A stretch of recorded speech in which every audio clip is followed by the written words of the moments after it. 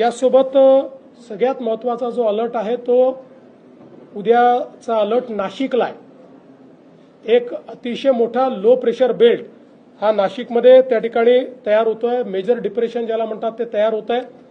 या मेजर डिप्रेशनमुळे जो काही नाशिक आणि त्र्यंबकेश्वरचा मधला भाग आहे या भागामध्ये ढगफुटी उद्या संभावित आहे किंवा त्या प्रकारचे निर्देश आपल्याला प्राप्त झालेले आहेत।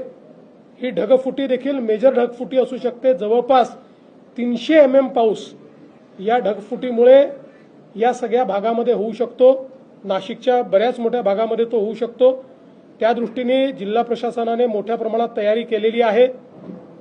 शाळांना सुट्टी देणं असेल किंवा जिथे पाणी साचू शकतं अशा भागात काम करणं असेल, नाशिक शहर असेल किंवा नाशिक जिल्हा असेल, जो ग्रामीणचा भाग आहे तो भाग असेल, या ठिकाणी वेगवेगळ्या प्रकारे अशा प्रकारच्या क्लाउड बर्स्टमुळे जी परिस्थिती येऊ शकते त्याचं अँटिसिपेशन करून बऱ्याचशा उपाययोजना त्या ठिकाणी करण्यात आलेल्या आहेत।